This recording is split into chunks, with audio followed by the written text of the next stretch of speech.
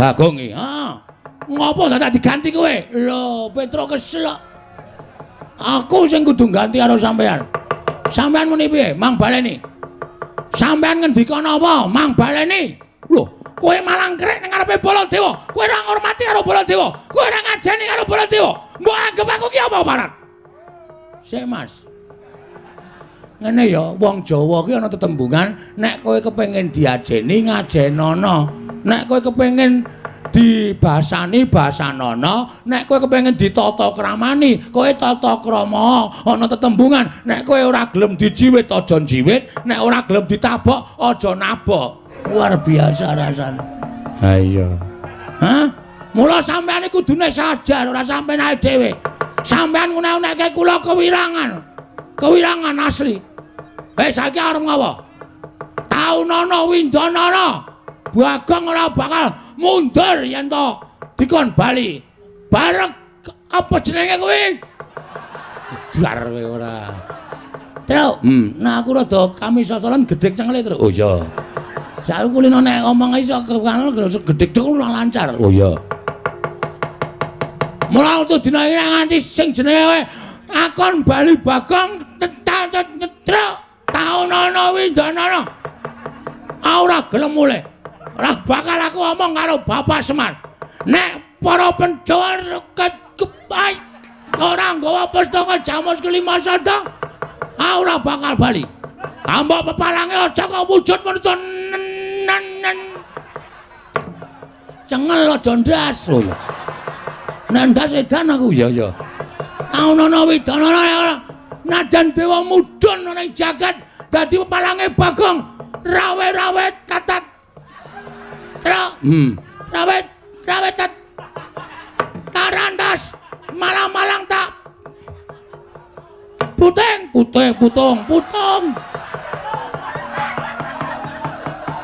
tetep bakal lakoni.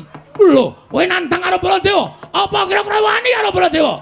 Oke, perkara wani dan ora iki Tru. Wani karo ora ki kowe. Oh, kok piye kuwi?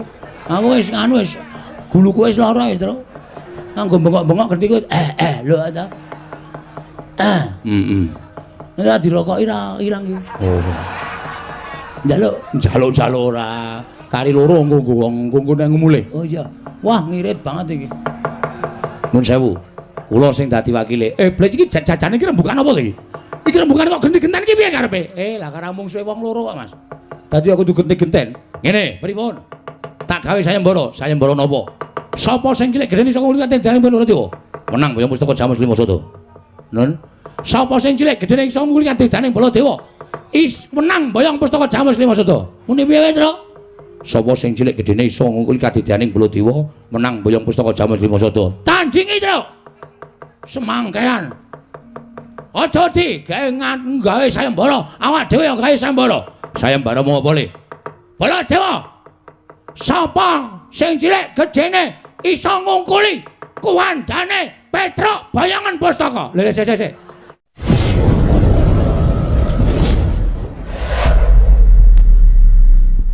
Mongkono kawan sinuwun. Iya Bagong ora dadi ngopo.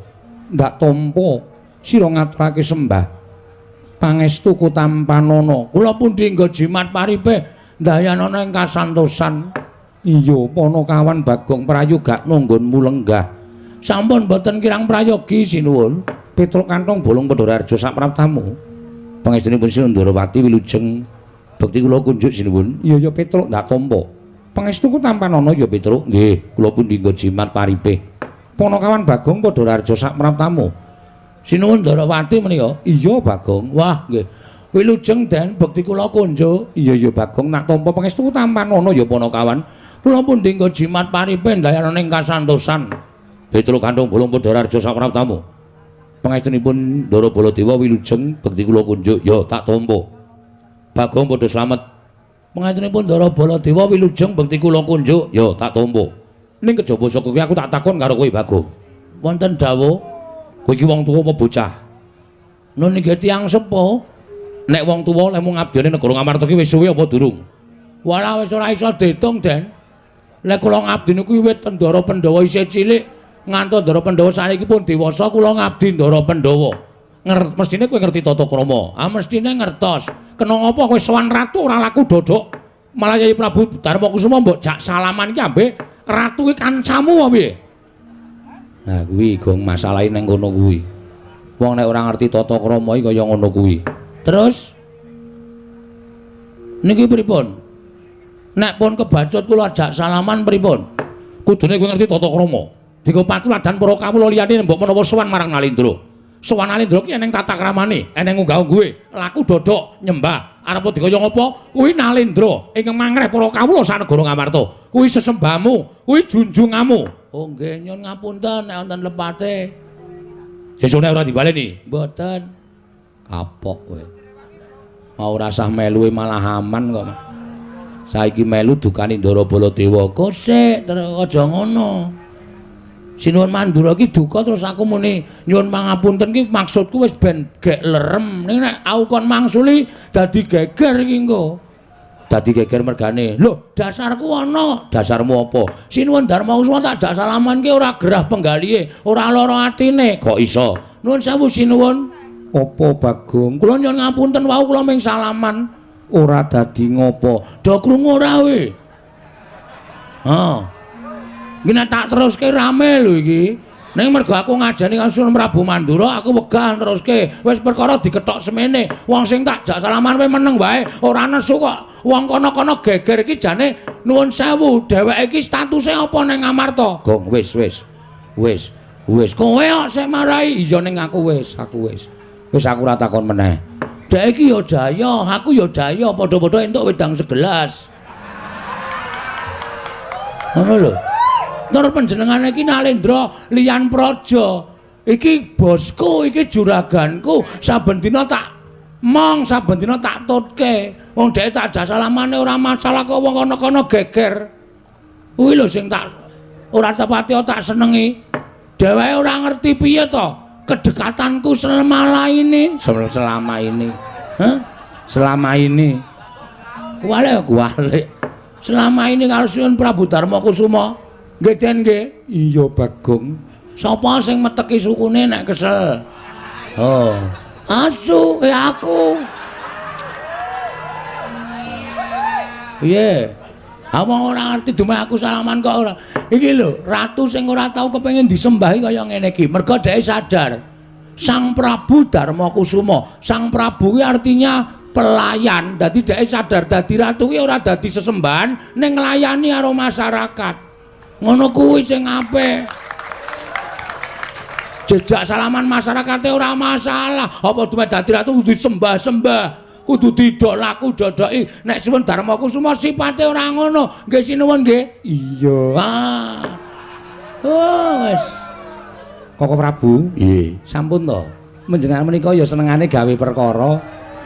Wong nyembah ya ora apa-apa, ora ya ora apa-apa kok menjenengan menika geger. Lho, sirku ki ming jejege marang pernatan hukum negara Ngamarta aja nganti kawula liyane padha melu-melu. Nek kawula liyane do nyembah mboten napa-napa, kula niku mergo saking cedhake kok. Dadi ora masalah. Ya wis, ya ora perkara ya wis, aku ming takon kok. Ora usah getak-getak. Omongan alone iso. Nek ora dadi perkara ya wis, ngono penak ora pocet wis. Omongan sero iki marai tensine munggah. Wis sing marai do ora rukun ki omongane do sero-sero ngono kuwi. Lembah Mana andhap asor kuwi sandangane wong Jawa. Nun inje. Oh inje. Oh mboten. Ngono kuwi apik. Sing diwangsuli ya kepenak, sing nampa pangandikan ya ora bakal runtik atine. Urung-urung kok. Ha iso ora apa-apa. Ngono sing dak omong mesti nesu. Monggo katuran dahar sak-sak wontenipun. Ayo kono, tok gaglak kono. Ayo ora penak. Koko Prabu? Nggih. Nadyan namung seklimah nanging lebet lho aturipun Bagong menika. Jero ayo. Ora jero ora main. Petro, dalem, slamet. Wilujeng bekti kula nggih, Den. Yo, Bagong. Nun, slamet tekamu. Mantenipun Ndara Werkudara wilujeng. Yo, penakno. Sampun mboten kirang kepenak. Lho, kata-katane rak Ketok nek cedhak ta, Tru. Selamat lho, selamat. Kono pangkate dhuwur lho. Senopati lho. Senopati Ngamarta iso Ndara Werkudara lho. Ning nek karo awake dhewe selamat Gong, selamat ora dadak Bagong. Sak tekamu tanpa kanyono-nyono kowe padha slamet niring sambikala ora perlu aku tegese malah kokean kata-kata ning ora masuk. Ha iya ya wis bener benano lungguhmu Bagong sampun mboten kirang prayogi. Yo Punakawan Petruk Raharja pangestunipun Ndara Janaka wilujeng Bagong slamet wilujeng Den bekti kula konjuk. Iya ya tak tampa prayogakno nune nggih Petruk Bagong padha Raharja, Bagong Petruk padha Raharja. Kowe sik waku sik, Gong. Kae kon tertib le nimbali kae. Kon tertib piye? Sing ngarep kok Petruk Bagong, sing mburi kok Petruk Bagong. Kok nek wis nyauri bareng, ayo. Petruk Bagong padha Raharja. Nah, kowe sik, Truk. Wilujeng Ndara Kembar bekti kula kunjuk. Wilujeng Ndara Kembar bekti kula katur. Iya, iya. Pangestuku Tampanono. Iya, iya pangestuku Tampanono. Petruk dalem sinuwun. Eneng apa dene sowan mongko tanpa tinimbalan kemar munjo atur sanipun Sinum Prabu Darmakusuma lepat diagung pangaksami. Iya Petruk ora dadi ngopo murugake matura wale-wale menapa sinuwun sowan kula menika mboten saking pikajengan kula piyambak namung dapur kula menika dipun utus dening Bapak Semar. Bapakmu utusan lawan sira lho nggih. Ya gene utusan apa? Bapak menika nuwun sewu. Kula tak nirokke suarane bapak ampun nganti wonten tetembungan undhak ing pawarta sudaning titipan. Undhak ing pawarta sudaning titipan kuwi piye? Upamane undhak ing pawarta upamane jaman sakmangke menika sampun lembrah. Kidul desa ana ula gedene sak jempol, mengke tekan tengah desa ana kabar ana ula gedane sak lengen. Mengke tekan lor desa wis ana kabar ana ula gedene sak glugu. Kabar kalian kasunyatan menika mboten sami utawi jaman sakmangke dipun sebat hok. Kirik dengkulmu kuwi. Hok iki kabar ora nyata, Sudaning titipan menika malah sampun dados adat budayanipun kula lan panjenengan. Tegese piye? Saka dhuwur grojok-grojok tekan ngisor tetes. Menika sampun kelampah wonten pundi papan. Ning saksa saged dipun icali. Iya. Mula napa sing digendikake Bapak ajeng kula aturke kanthi waloka terwaca mboten ajeng kula tambahi, mboten ajeng kula suda. Bapakmu kena ngapa, Petruk? Bapak menika sampun wonten setunggal candra menika kaya wong lara ning ora lara, kaya wong masuk angin ning jane waras. Longok-longok wonten ngajeng griya, tenguk-tenguk ora mobah, ora musik, mboten siram, mboten nendra utawi sare. Ming tetenguk wonten ngajeng griya. Pendak-pendak dicaosi daharan mboten didahar, dicaosi unjukan mboten diunjuk. Mung tenger-tenger kaya wong nuwun sewu, kaya wong arep lali pikiran nika. Kaya wong ngajeng stres. Hakanan sing kaya ngoten niku ndadekake kuwatiring Petruk gareng kalih Bagong. Tumuli kula ngejak kakang kula gareng yo reng yo Bapak disowani yo Gong yo.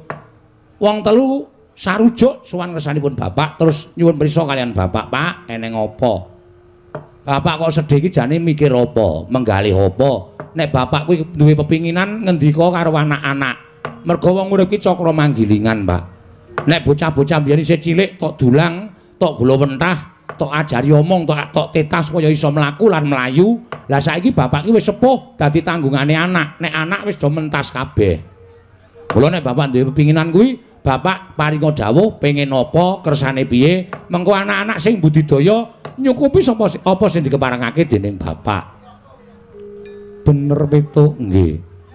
Ha bibar menika Bapak menika terus klekel-klekel unjal ambegan jupuk rokok. Terus bareng niku paring pangandikan kalih Petruk. Ngene ya Le. Jane aku meneng wae iki aku ora mikir kowe, jane aku meneng wae iki aku ora mikir kulawarga. Aku ora meneng wae iki aku ora mikir apa-apa. Ning aku mikir marang kahananku. Lho kahanan Bapak sing pripun? Aku ki mbiyen nek gelem dadi dewa wis dadi dewa. Ning gandeng aku ki gandrung marang karukunan, gandrung marang katentreman, gandrung marang kamanunggalan mula aku trima dadi pamong. Momong para satri ngatetken ati suci pepayung budi rahayu. Wiwit saka Sang Marteng jagat Prabu Rama Wijaya tak mong wis paripurna Terus aku ngomong ya kuwi mbah-mbahne para Pandhawa. Nganti tekan para Pandhawa iki sing paling suwe tak mong. Sing paling suwe nampa pangudangku kuwi para Pandhawa. Wiwit kuncung nganti gelung, wiwit jabang nganti claprang. Kula nuwun sewu. Pandhawa ki satra ing tekan ati suci pepayung budi rahayu. Nganti Pandhawa entuk negara Ngamarta, aku melu mukti ngawibawa melu dandan negara Ngamarta. Ngamarta kuwi mbiyen negara ingkang adil, makmur, warata, tias bagya mulya, manunggal tetunggalan. Kerukunane kebak ana ing negara Ngamarta wekasan disebut negara ingkang gemah ripah loh jinawi, karta, tata, tur raharja. Iya Petruk, nggih. Ning jaman saniki kok wis beda. Semar niku susah, aku susah, Truk. Nen ndi wis ora ana kerukunan, nen ndi wis ora ana katentreman, nen ndi wis ora ana kamanunggalan, kabeh mung bujung marang karep pribadine. Mongko mentala ngidak-idak sanak sedulur, ngidak-idak tangga teparuh, ngidak-idak kanca rowange perkara bab ingkang sepele. Malah kepara akeh-akeh ming perkara dhuwit ewon wae nganti mentala ngilangke nyawane sanak kadang sedulur. Lah kaya ngono kuwi ndadekake prihatin atiku.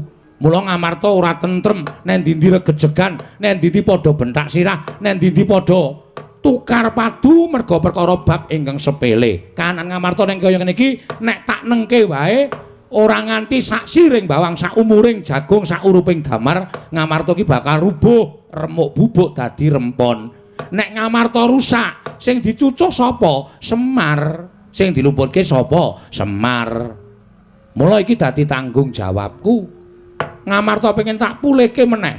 Ngamarta kepengin tak balekke meneh dadi negara ingkang kebak karukunan, kebak katentreman.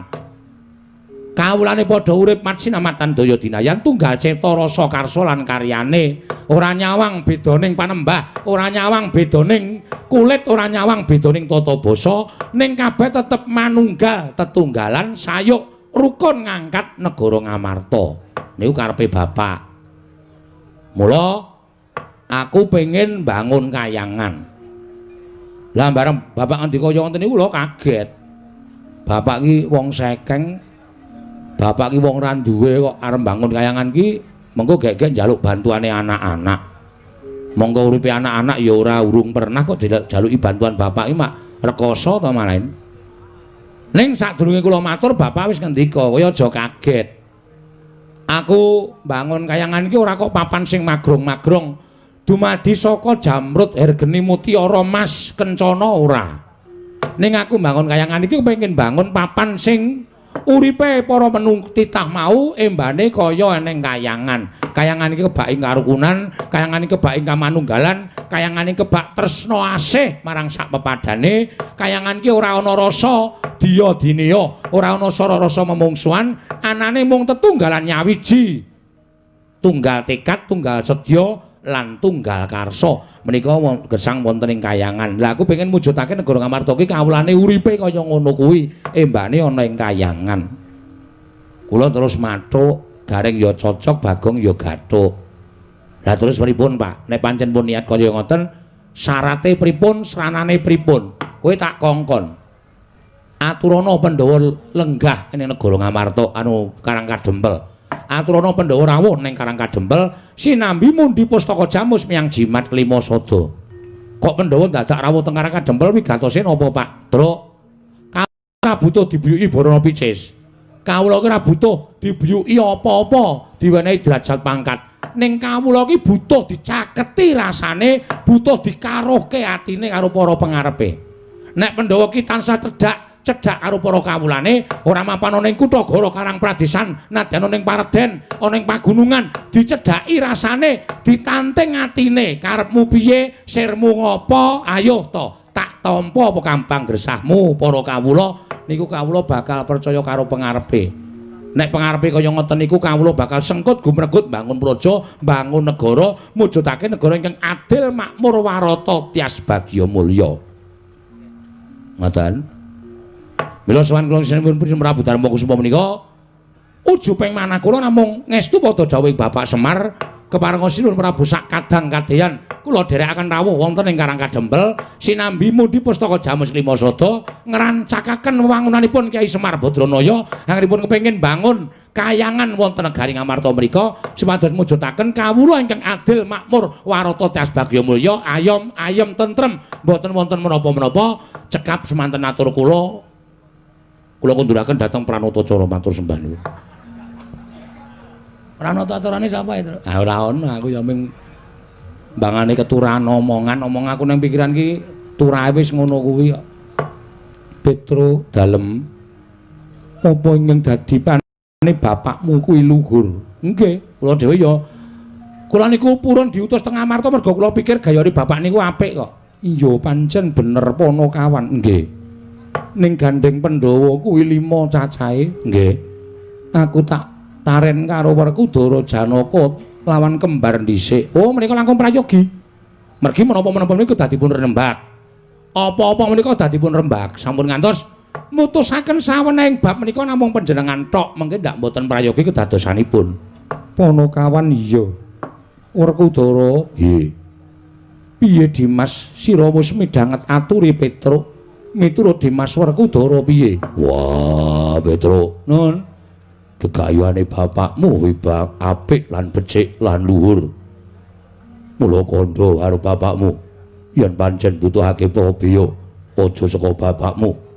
Ning bapakmu ndak aturi supaya nawu bondo Jodipati ora bakal wegah lan ora bakal aku mingkuh. Aku ikhlas lahir batin. Matur sembah nuwun, Petruk.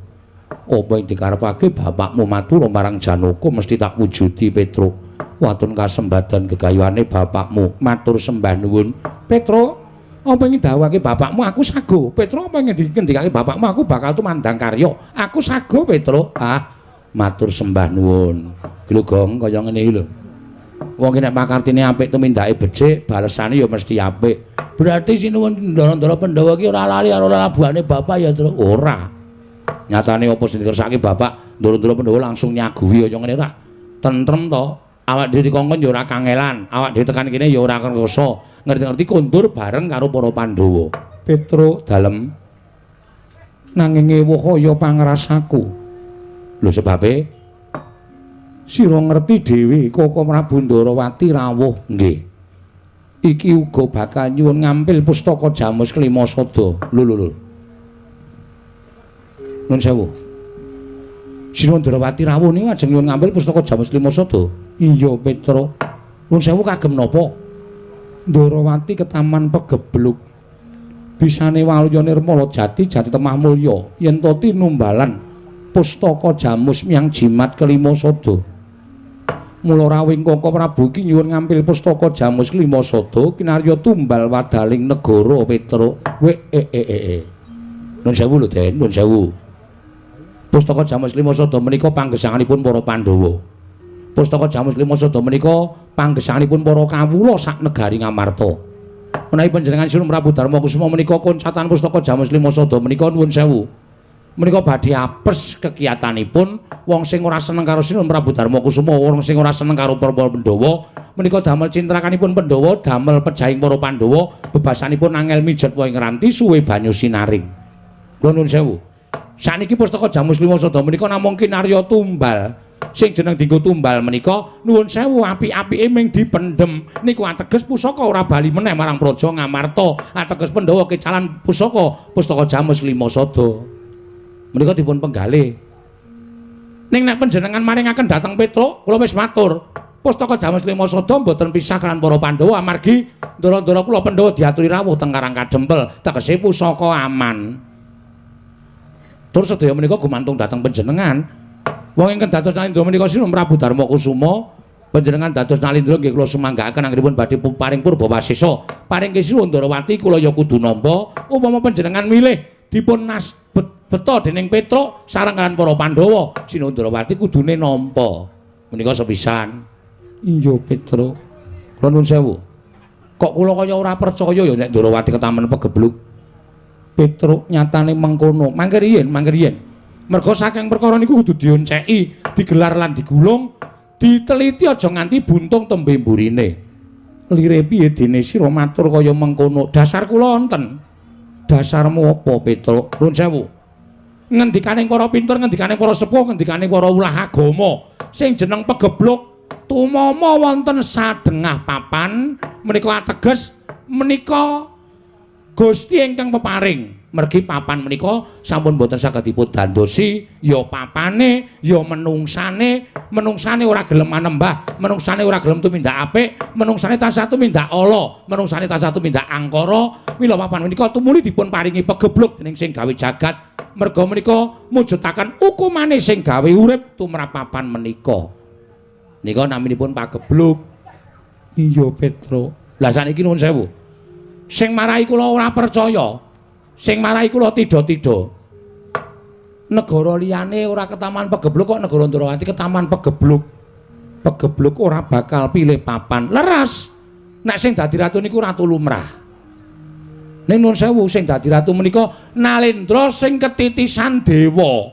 Mongko titising Sang Hyang Bathara Wisnu. Wisnu niku sapa? Wisnu niku anake Bathara Guru. Negara sing ketunggon Bathara Wisnu ketaman pegebluk niku kula nuwun sewu. Niku ora aneh to. Aneh.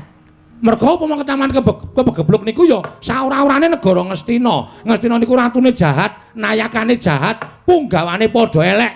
Kawulane ya pakartine sak isoring dlamaan. Niku nek ketaman pegebluk niki wong sing krungu memper. Merga ratune watake angkara. Ning upama Ndrawati niku kondang ketaman pegebluk. Nika sing do teng angkringan nika do mempertanyakan.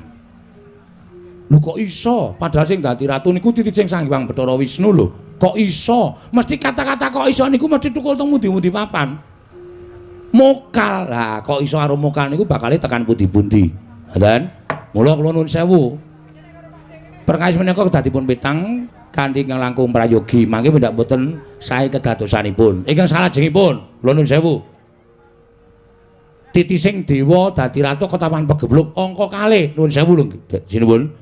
Sakmenika kedung jero iso dijajaki ning atine menungsa sapa sing ngerti. Lho nuwun sewu lho. Ketoke runtang-runtung saben dina ning mentala nyilakake, ketoke gulang-gulung saben dina ning mentala nyuduk saka mburi. Mula kudu prayitna sing ati-ati. Kudu prayitna sing ati-ati. Nuwun sewu. Arep sira Ndrawati menika pendak dinten kumpul kan para Pandhawa ning kula nyuwun pangapunten sing jeneng menungsa menika kedunungan ina lali salah apes lan mati saapik-apike menungsa ana eleke saelek-eleke menungsa eneng apike mula nek jroning sampeyan diapiki prayitna bab eleke sinuwun.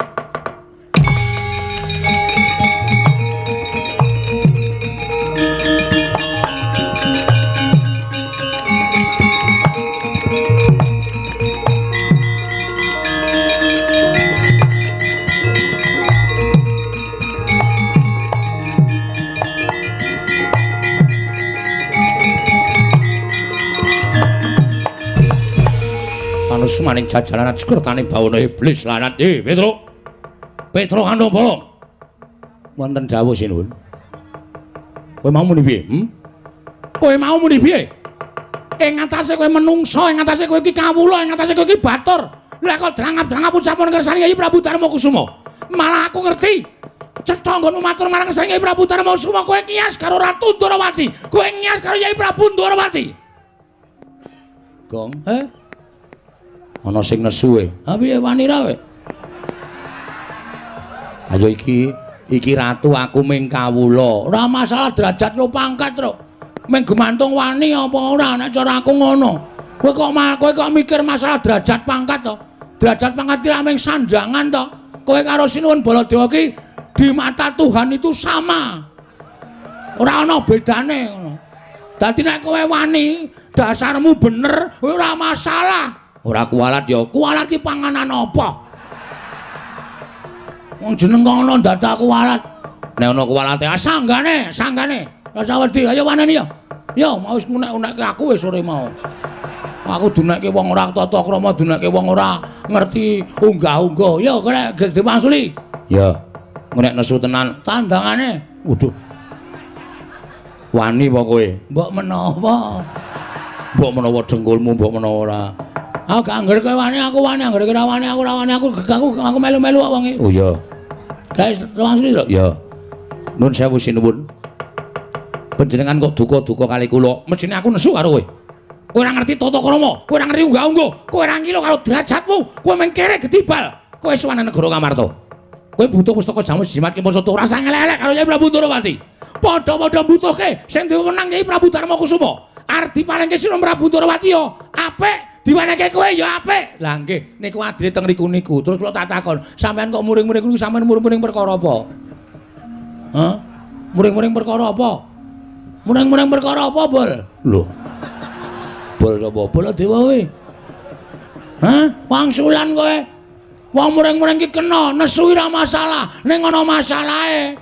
Ora waton ngegas. Akene iku lino getaki wong emang digetaki ya, Tru. Ora werti. Kula tak takon sampean muring-muring perkara apa? Aku tak takon karo kowe. Kyai Prabu Ndorowati ki sapa? Lho. Kyai Prabu Sinun Prabu Ndorowati ya Sinun Prabu Kresna. Lah iya kuwi apa? Lho, titah wong. Kersane pripun? Goblok. Karo aku iki apaku? Lah iki Gong, kuwi sontekke wae kuwi ketok arep edan kuwi, Tru. Kok arep edan ya? Karo adine dhewe kok ndak takon karo wong liya. Wis nek ora eling ora kelakon to. Ya digoneng Dasmaskes. Dasmaskes ki apa? Kuwi lho sing nggo mriksa kuwi lho Puskesmas. Pusmeyong. Niki rayi panjenengan. Lah kene ngerti, lah nggih ngertos. Lah kok wani ngomong-ngomong Kyai Prabu Ndorowati? Lah kula ngomong-ngomong teng pundi? Kowe ngunek Kyai Prabu Ndorowati ki panjalmane mungsuh. Omongan kaya ngeten niku ukarane teng pundi kula tak takon. Ora ana ukarane kula ngarani Sinun Prabu Ndorowati menika panjalmane mungsuh. Kowe matur. Nggih. Isane iki Kyai Prabu Ndorowati tenan. Nek panjalmane mungsuh, kedung jero iso dijajaki. Atine menungso sapa sing ngerti? Kuwi tegese kowe ngunekke yen Kyai Prabu Ndorowati ki panjalmane mungsuh ning mbok ubeng-ubengke ukaramu. Ya apa ora? Aku tanggap, aku ngerti. Nuwun sewu. Kula mboten niat kaya ngoten niku. Ning kula mengelekke Sinun Prabu Darmakusuma kudu eling, kudu awas. Sampun ngantos Sinun Prabu Darmakusuma menika nuwun sewu kejeglong dhateng kelampahan ingkang tumrap panjenenganipun menika mujudaken satunggiling pitulungan ning janjane malah ngrekasake awake dhewe. Kula nuwun sewu kula namung matur mekaten menika. Lah tegese kaya ngono kuwi cubriya Kyai Prabu Ndorowati. Perkara cubriya menika hak kula. Wong menungsa niku diwenangake nyubriyani karo sapa-sapa kok. Hak kula. Ngoten. Kula cubriya karo sampean mboten napa-napa. Kula cubriya kali niki mboten napa-napa. Sampeyan cubriya kali kula ora apa-apa. Niku hak sampeyan. Aja dibondo kamardikan ati kula. Ngoten lho. Kaya ngono kok njur ra entuk. Dume sampeyan ratu kok kula kawula ora entuk cubriya karo ratu. Entuk mawon. Sing ora entuke sapa? Mikir kowe. Ora watoni somong kowe. Ya, Tru. Kakang kowe. Insinyur ya, Tru. Ora no. Ora apa? Ora. Aku nek sekolah kae ngopo? Neng pasar. Edan kowe iki tak kira nek sekane fakultas e. Ayo neng pasar fakultas. Oh. Saiki ngene. Saiki ngene Petro. Pripun kula manut karo sampean. Kowe saiki tak jaluk bali. Lho, nuwun sewu, kula sowan menika mboten Sinun Prabu Baladewa sing kula sowani. Ning kula sowan Sinun Prabu Darmakusuma. Mila kula dawuh perintah Sinun Prabu Darmakusuma kula badhe ngestakaken dawuh ning nuwun sewu bebasanipun sak keranjang koprak pangandika sampeyan mlebu kuping kiwa metu kuping tengen. Nuwun sewu panjenengan mboten duwe wewenang tumrapi negari Ngamarta. Edian. Wah, dalah. Malah wani karo nata mantu Prabu Baladewa. Nuwun sewu kula mboten wani. Kowe bali. Bali kowe kandha karo bapakmu. Bapakmu ki wong sekeng, bapakmu ki wong ora duwe, bapakmu wong melarat, kon ngilo karo cengele. Arep bangun kayangan ki sing nggo ragat cengele, bapakmu ki apa piye? Gong, bapak dunekke. Ngene piye? Bapakmu kae sing nggo ragat cengele apa piye? Ngono kuwi, Gong. Kowe nesu ora? Ora. Lho. Mbok nesu. Sing bapake sapa? Bapak Semar. Babe Semar. Waduh. Duneke piye? Duneke bapakmu ki kon ngilo karo cengele, ngilo karo githoke. Arep bangun kayangan iki bapakmu sing guragat cengele. Sing muni ngono ya, Prabu Baladewa. Prabu Baladewa. Heeh. Tru, mikir. Mundur. Ya.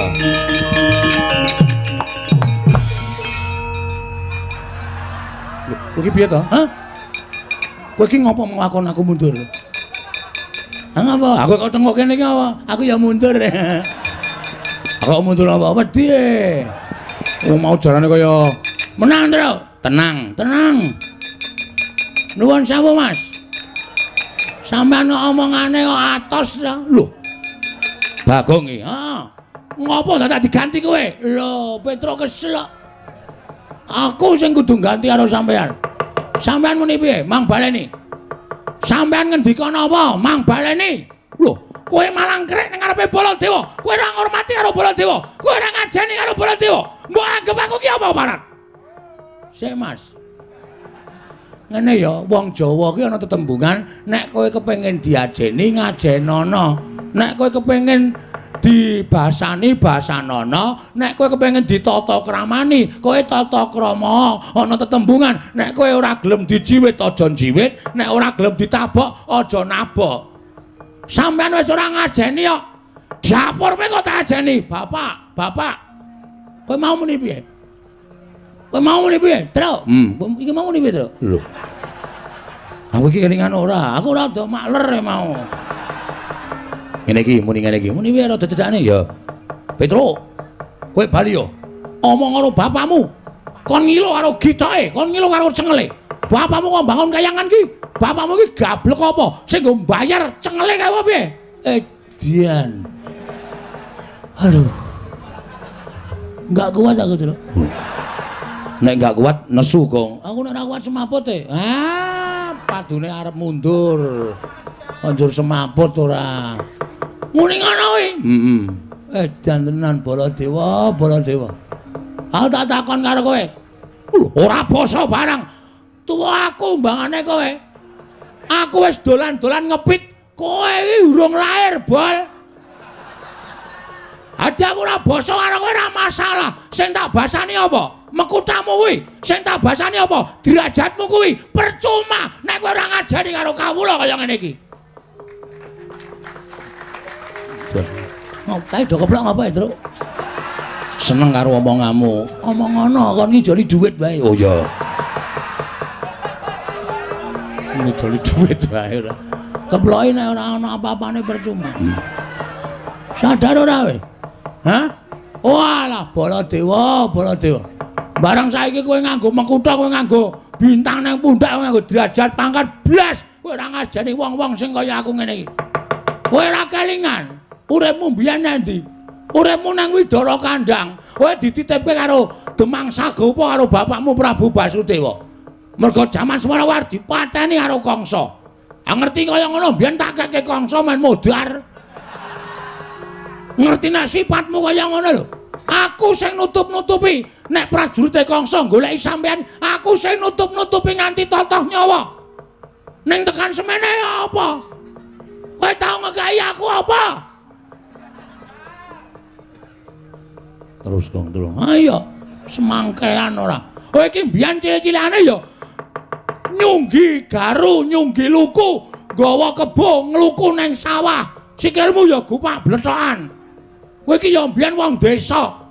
Bareng saiki lungguh kursi sithik kowe glelengmu ora mekakat. Mbok sadar. Sadar ora kowe jaman semono ki ora nggon aku gong aku goleke wong 40. Kok nyoblos aku kabeh pokoke. Kowe njaluk apa engko tak turuti. Kowe omong sok kene iki dideki toilet. Sok kene iki diaspal. Sadar ora kowe? Bareng kowe dadi sprene aku isih mlangkring nang watu sprene. Nggre bokonge sithik-sithik kena banyu mak nyes. Nyes enak banget ya. Enak. Saya nek esuk kae luar biasa rasane. Ha iya. Hah? Mula sampean iku kudune sadar ora sampean ae dhewe. Sampean ngunek-unekke kula kewirangan. Kewirangan asli. Saiki arep ngopo? Taunana Windanana. Bagong ora bakal mundur yen to dikon bali. Bareng apa jenenge kuwi? Jar kowe ora. Tru, nah aku rada kami sosolan gedhek cengele, Tru. Oh iya. Saiki kulino nek ngomong iso kekanal gedhek tok ora lancar. Oh iya. Mula untuk dina iki nganti sing jenenge kowe akon bali Bagong Tru. Taunana Windanana. Ora gelem mulih. Ora bakal aku omong karo Bapak Semar. Nek para Pandhawa baik ora nggawa pustaka Jamus Kelima Sada ora bakal bali. Amba pepalange aja kok wujud manusa cengel aja ndas. Oh ya. Nek ndas edan aku ya ya. Ana widana najan dewa mudhun ana ing jagat dadi pepalange Bagong rawe-rawe tatat. Rawe tat tarandas malang-malang tak putung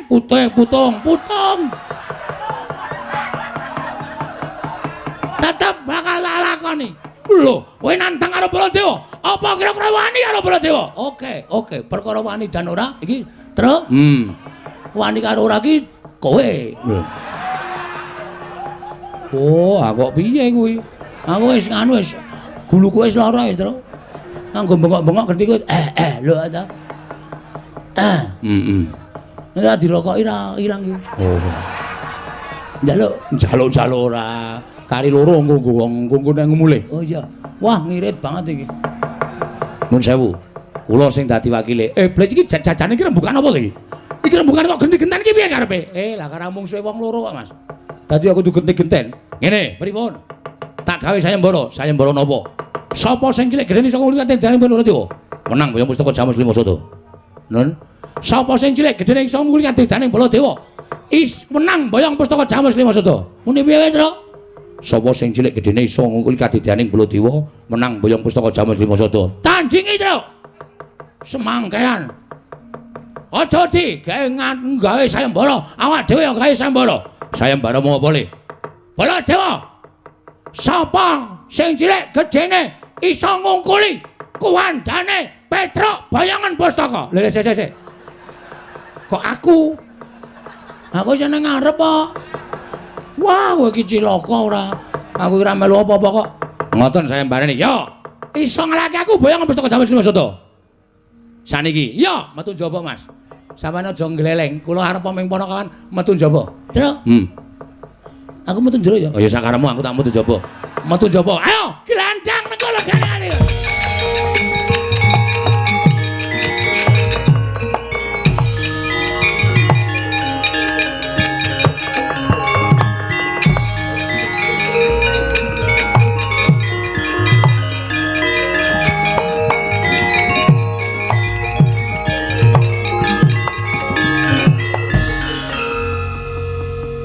Petruk wis metu karo Koko Prabu Mandura, lah kok Bagong malah mbegogok nang kene. Kula tak takon, nek kula melu metu terus kula nyambut gawe apa wis? Lho, nyambut gawe apa piye? Ah genah to. Petruk mungsuh Prabu Baladewa. Terus kula ngapa? Nonton. Mresane isen to. Dikira kula ora melu-melu tanggung jawab. Terus karepmu piye? Kira-kira semene iki sapa sing kepengin gelut karo Bagong? Kok suaramu kaya ngono? Ning wis kok emosine wis tekan kepalane trawet dira sapa-sapa. Ngono nggih, ya tak tarenke dhisik. Silakan. Werkudara. Kae ora. Gede banget Pidak modar kula. Gegeden nggih. Arjuna. Ora mungkin Ndara Janaka gelem kali kula kelengkrengan kali kula niku bos juragan nggih, Den. Iya. Aku ora mentala. Prisa piyambak. Lah terus sapa? Ndara Kembar ya ora bakal kersa gelut kali kula. Niki lho. Sinuwun Ndarawati, mestine Petruk kakang kula, Baladewa kakangne Kresna. Lho, kakang mungsuh kakang, adi mungsuh adi. Wah, geger rame. Wani tenan. Wani cah kendel. Koko Prabu wonten dawuh dipun tantang Bagong. Bagong madhep rene. Wah, sampean dereng nyoba kok medhep nek madhep ukuran ngenten iki. Omong-omongan niku. Ora weruh raine, anane waton sero-sero. Kowe nantang aku apa piye? Nek sampean selo, lho. Wong perang kok selo karo ora ki piye? Ambangane ora ana kegiatan. Nek pancen wani tenan ming ngorene, oke. Wis nek ra tegeli ngene wis ben sisar geger. Petruk ya mudar saka tangane Sinuwun Prabu Baladewa, aku mati saka tanganing Prabu Kresna. dimakamke ning Taman Makam Pahlawan. Ora gleleng, gai gendera putih. Sirna Margolayu. Ayo nen dipapane wong neter kadidane pancen kuwi arep nantang karo Sinuwun Ndarawati. Temu ndi papane wong neter kadidayan. Wani tenan karo aku sing tak wedeni apamu. Lakon tiban senjata cakra ora mati aja Duntanata Ndarawati. Kowe iki janjine ora nganggo pusaka, Mas. Iki janjine mung gelut biasa. Ora nganggo pusaka, nganggo pusaka kula emoh, kula wegah. Menang sampeyan. Lah aku senenge nek gelut nganggo pusaka kok. Oh, surat. Jireng getih wedi mati. Wis rasa gelut. Lho. Urung sida kok wis dibatalke meneh. Aku wonge gampang batalan kok aku. Anggere kira-kira sawang saka adono. Oh, mama ora sida, ora sida. Iya. Lah terus karepe piye, Bagong? Nggih pun ngaten mawon kula tak nyuwun pamit nggih Sinuwun. Iya ya sing ati-ati. Ning panjenengan perlu menggalih. Antaraning Semar karo Sinuwun Ndarawati abot pundi? Pun ngoten mawon. Mang pikir mang penggalih lelabuhane Bapak, mang penggalih napa sing pun ditindakake Bapak. Kali mang penggalih lelabuhane Sinuwun Ndarawati. Suwe sapa? Lho, nggih? Iya, Bagong, matur sembah nuwun. Pareng. Iya. Sing ati-ati aja kaya bocah cilik. Menawi ya Sinuwun kula nyuwun pamit, sing ati-ati aja kaya bocah cilik. Ndarawati Dara kula nyuwun pamit. Iya, sing ati-ati. Aja kaya bocah cilik. Ndara Janawa kula nyuwun pamit. Iya ya Bagong sing ati-ati. Ndara Sedewa Nekula kula nyuwun pamit. Iya Bagong sing ati-ati Bagong. Sampun Sinuwun mangke ndamel kedelarung-delarung mboten prayogi kedadosanipun, pareng kula nyuwun pamit madal pasilan. Iya Bagong, pareng. Iya. Nek ora nganti kaya ngoten niku wis Petruk niku bola-bali wis nek di papan anggere ana daya padha daya barengi Petruk mesti geger. Dewi ngenane teng pundi? Ngestina ya ngono.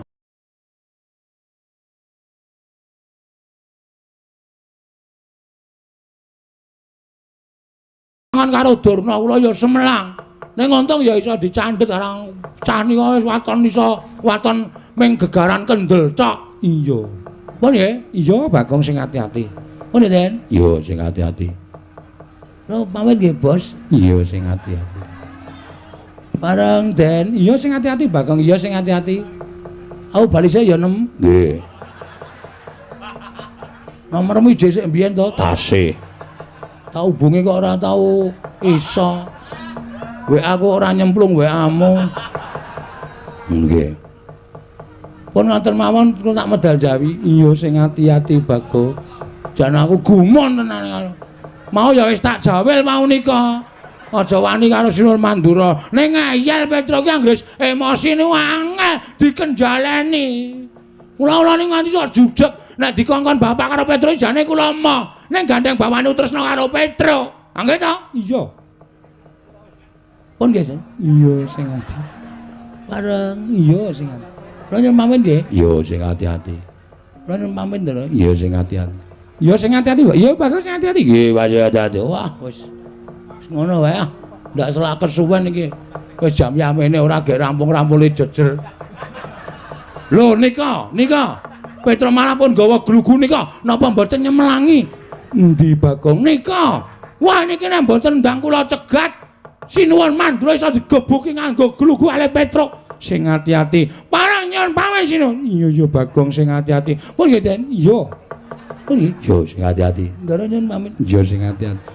Ndara kula nyuwun pamit. Iya sing ati-ati Bang. Wah, nyuwun pamit nyuwun tambah pangestu. Oh senes kok Den. Wong ngunggahke usuk. Mulai Dan.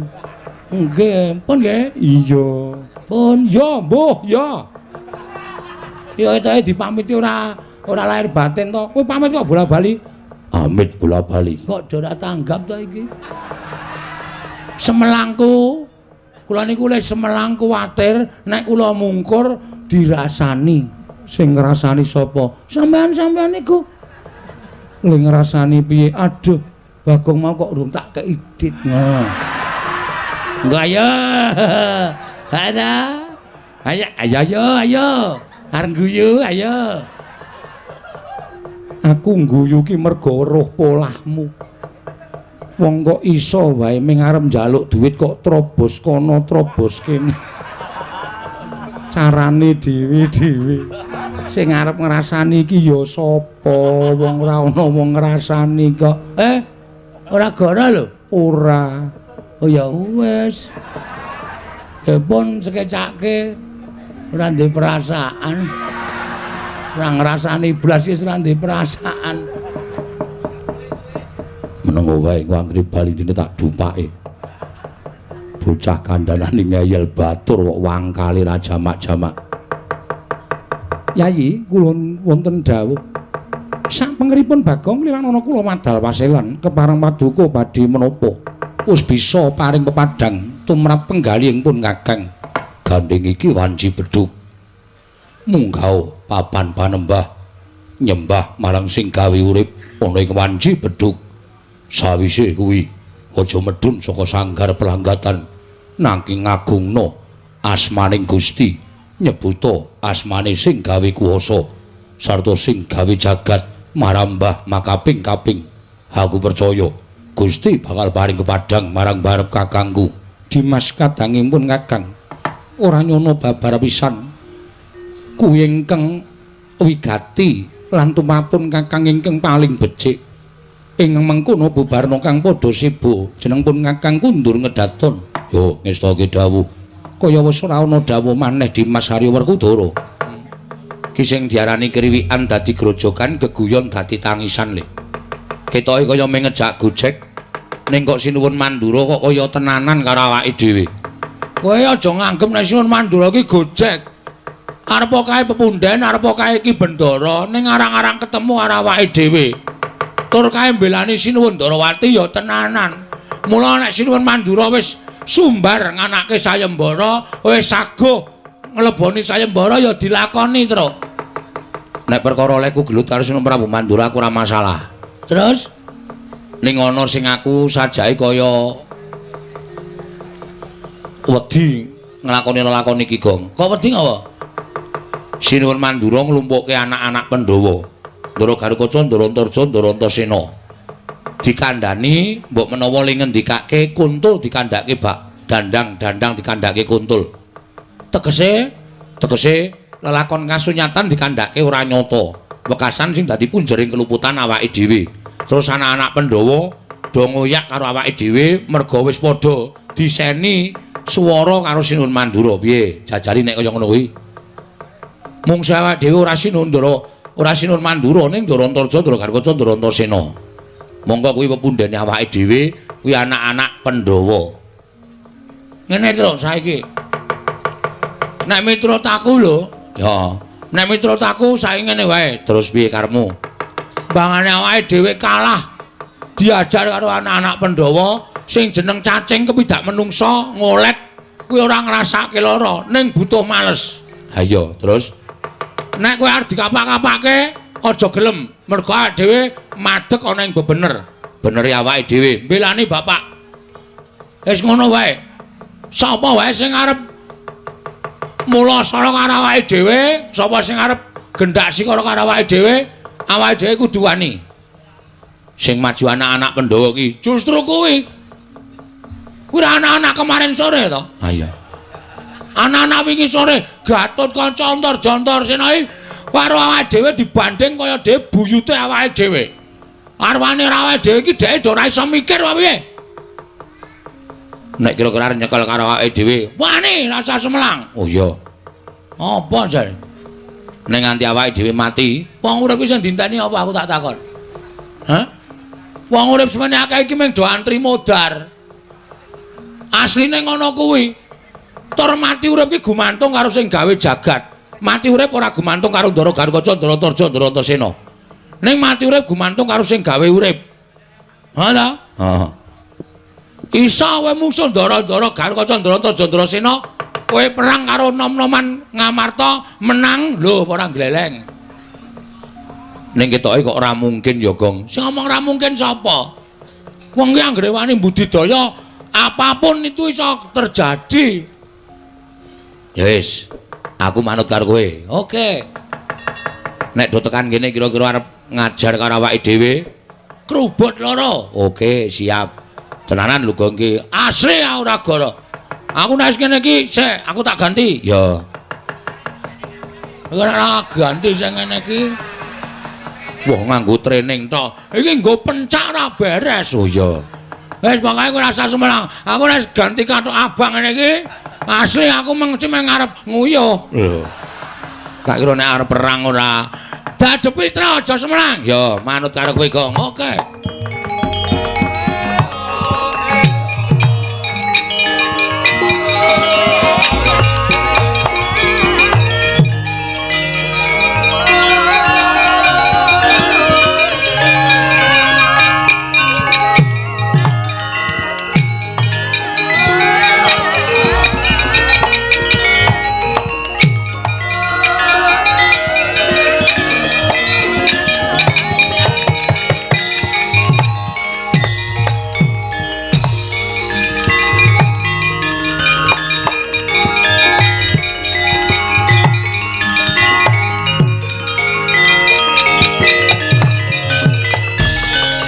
Antasena, ya Truk. Bekti kula katur nggih, Den. Ya tak tampa pangestu tampan ngono ya Pitruk. Nun nggih sangat anggen kawula mundi. Ndara Antasena? Ya, Gong. Bekti kula katur nggih, Den. Ya tak tampa. Kok pasuryane ora kaya adate? Sampeyan niku nek teko mesti ngedum rokok lho. Niki kok kaya ora ana piye niki? Sik, perkara aku ngedum rokok ki rak lega atiku. Nggih. Wangsulan, Truk? Ya. Ning kok saniki kaya mboten lega, jujur wae aku ora lega rasaku, Truk. Mboten lega rasane mergane aku nampa panjenenganing Prabu Mandura. Yen to kowe wani karo Prabu Mandura, iya. Oh nggih. Lah terus sebabe sampeyan rawuh mriki jalarane napa? Aku diutus karo Mandura.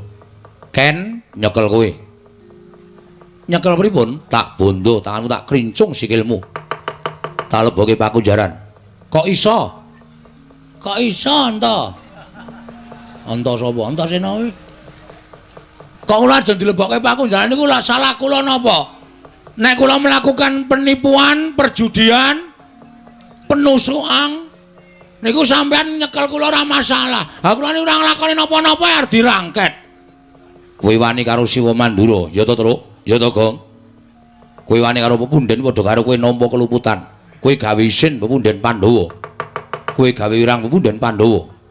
Kene ulungna tanganmu tak bondo. Bagong San tak bondo leboke pakunjaran, ora tak pakani mati ning pakunjaran kowe. Piye, Gong? Nek mundur-mundur. Iya. Mundur terus. Iya. Kene le. Wangsulane wong ngene iki nek wong gleleng nek ora tempuke wong gentro kene iki ora. Sik, Mas. Masalah kowe arep nyekel aku monggo, terserah, ora masalah. Kula niki warga sing manut pernatan hukum negara Ngamarta. Lho ora bakal silak. Kula ora bakal endo nek pancen Bagong salah, nek pancen Petruk luput, ora masalah. Nek sampeyan iso nuduhke keluputane teng pundi, kula melanggar pasal pira, niku monggo ajeng manghukum. Nek mengke riyen menyingili Kidik Yurataya. Apa, Truk? Meneliti diki. Ya kleru ya. Menyelidiki. Wong niku nek ajeng menyeliti. Alah. Menyelidiki. Menyelidiki niku kudu nampa pelapurane kedua belah pihak.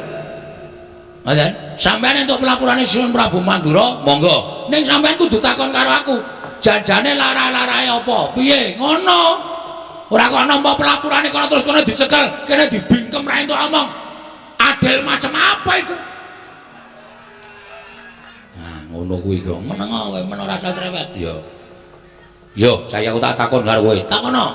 Waton rangel-rangel. Sebab apa kok wani karo Sinuwun Mandura? Nah, ngono iki lagi adil. Sebabnya ngene, Mas. Aku karo Petruk dikongkon bapak. Yo, kowe iki mbok basa karo aku. Wong kok ora basa karo aku kok. Aku pancen ra iso basa. Padha aku ora iso basa. Aku dek pelajaran basa Jawa ora mangkat.